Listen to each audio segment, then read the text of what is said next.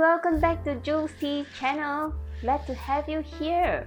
And today we're going to talk about something very sensitive, something that is quite common actually in the working world, or it could be with your family members or people that you care about, your best friends. And the topic today I want to touch about is about giving feedback. Giving feedback can be sometimes an agony because, as you know, that it is something that is not very comfortable, and not everybody loves to be in the situation that you want to give the hard truth to your best friend without hurting them or offending them in some way. So today I'm going to share with you strategies you can use to help another person when you want to give a feedback to them.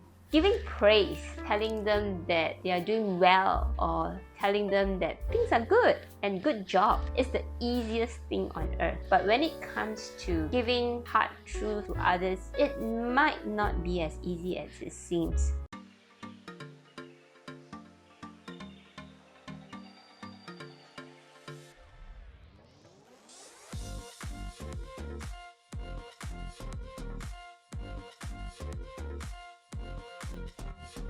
So when is it that you want to give a feedback? Sometimes as a friend or a manager, you see someone struggling doing something and you want to help them get through this difficult time by giving some suggestions. And you know that some of the things that you may say might be a little sensitive, and you're thinking, maybe should I put it off? So the thing is, how can you be empathetic and yet be crystal clear on your message? Confucius once said, "It is important for you to know how to give feedback, and it is equally important for you to know how to receive feedback." In a survey, it was found that if employers do not give feedback to their employees, 98% of the employees will not feel the engagement with their employers. Why is that so? It's because they feel that they are unimportant, what they do doesn't really matter much, and maybe that you don't really care about them, or you just want to maintain a good relationship just because you want to look like a good boss to them. But eventually, this is not going to last long. If things are not going well, you want to rectify the situation, there comes a time where you need to give constructive feedback.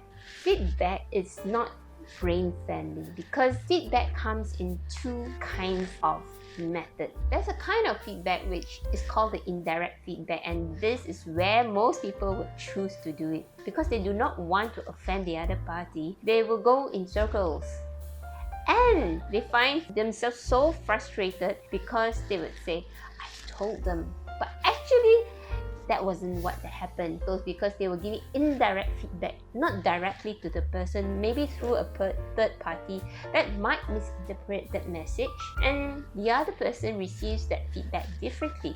The other party doesn't recognize the feedback, is clueless what exactly they're supposed to correct in themselves. Another camp that is very direct in the feedback, but so much so they're not very sensitive to the feelings of the other person, so they will tell it directly until the other person feels hurt listening to it, and worse still, they act defensively because they don't agree with the statements that you made and they want to go against it, whether there is a truth or no truth in that. So both ways doesn't really work well. So I'm telling you that giving feedback doesn't have to be that difficult. It doesn't have to be that uncomfortable. Come back to the main reason why you're giving the feedback.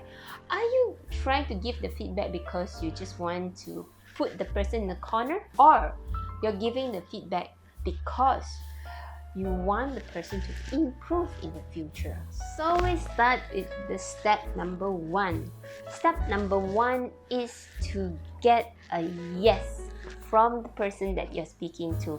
So it's a micro yes. What does it mean? Meaning that you get a buy-in from the person that you want to talk to. Okay? Your first buy-in. will help you proceed to the second step. So what am I talking about? So you can say, "Hi Jules, do you have 5 minutes? I want to talk about the conversation that we had yesterday. There are a few things that I thought about and I would like to discuss with you further." So what happens when you say that? It lets the person know a feedback may be coming their way. It is a pacing tool that you sort of get to know whether the person is on the same pace with you and whether he wants to continue this conversation. It gives you the kind of autonomy in that conversation where you have the control where this conversation is going to go. And when you talk about facts, there shouldn't be any new information, meaning that if he asked you 4 questions, it's just that 4 questions. It shouldn't be something that didn't happen because you want that person to say, "Yes, I asked 4 questions. Yes, I was at that meeting." When you get them to say yes, because there is nothing that can dispute that statement, it gets them to buy into your conversation because that really happened. It is important for you to prepare that person for this conversation. This is going to be a difficult conversation. But I know if we can get through this conversation together, that if we can discuss this will be able to strengthen our understanding of this project.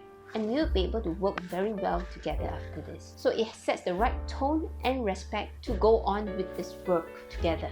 And thirdly, when you say all these points, then tell what's the impact of what they did. It affected your confidence level. You felt upset. I felt that I didn't have the trust of the team. So these are the impact to yourself or to the team. Because I didn't receive that report, I couldn't move forward with the project because we all depended on this result to crunch the data and produce the presentation to be forwarded to the management. So you can say that was my experience of it, and they have no say about your experience because you own that experience. The feeling of being upset, the feeling of being disappointed, the feeling of being betrayed. And finally, wrap your feedback with the questions. So what do you think?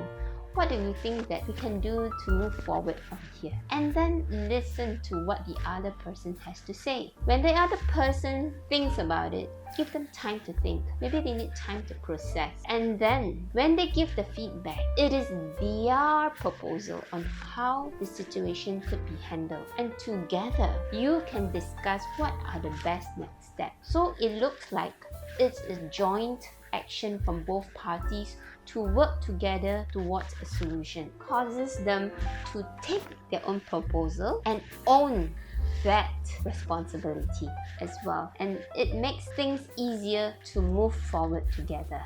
So if you want to practice more of this kind of difficult conversations where you have to give feedback, then I would suggest you to start with something positive first. As you know, giving positive feedback is easy. You did a great job. I love how you painted that drawing. I love how you managed this project. Say this often enough, but in a sincere way, until you get familiar with giving feedback. Then you can go on to the next level of giving constructive feedback. So we were talking about how to give feedback. Now let's talk about how to receive feedback as the listener. As a listener, it's important to listen. Listen and then take note of what was said and remember to thank them for their inputs, because they are giving you feedback because they care about you and they want to see you improve. They want things to go well. They want to mend that relationship. They want this project to succeed, and it's important for you to reflect and think about it. So if you need time, then you say, "I appreciate your honesty." As a listener, you can acknowledge what they say by repeating the facts that were stated in the feedback. So repeat only what you have heard and nothing more.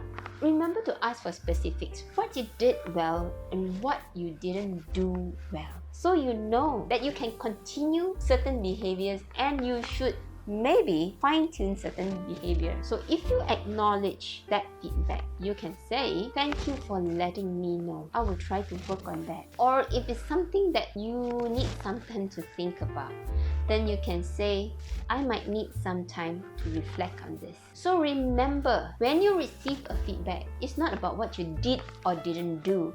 It is what you're going to do next that really matters. So what happens is you can set up a follow-up meeting or a follow-up action to see if the goals that you both discussed together is going to work. Always remember to be objective in such a conversation. And if you feel that the conversation is getting emotional, you can say, I think this conversation is getting emotional, we should stop. And it ends the conversation. And to next day, when your head is all clear, you can come back to the conversation again with a better approach. Bill Gates said, feedback is important so that we can all improve. It is dangerous if you put the feedback poorly because it can affect confidence of the person. It can affect the drive of the person. But if you go there with the genuine heart and with sincerity, people can really sense it because you want a change in future behavior. And that's why you give the feedback. Remember, it is not to make the other person feel bad. Giving feedback is not about being a manager, doing the job of giving a feedback. There, I gave you my feedback. Now take my feedback and think something about what's going to do about it. It's not about that.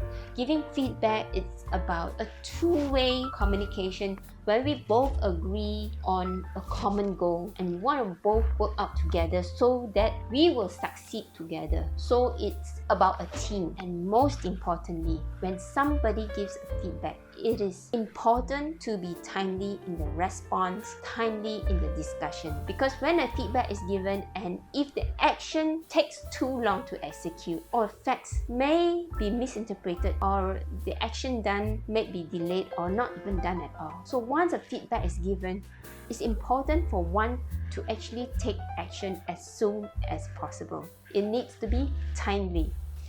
So in any situation, remember, step 1, get a micro yes. Step 2, discuss facts only. And when you are talking to the person, use verbs and nouns to describe the other party and use adjectives to describe your own self, your feeling, the impact on you. Thirdly, how it affected you or affected the project. Fourthly, wrap up with the question, what are we going to do about it? What are your suggestions? What is his opinion? And lastly, remember to practice. Start with positive feedback. When you give a feedback, what is your purpose and intention? Feedback is for future improvement and not about dwelling in past errors. So with that, I hope you enjoyed my sharing, and if you think there's someone that could benefit from this, do remember to share this with others who need this. Thank you, and I hope to see you in my next video. Bye!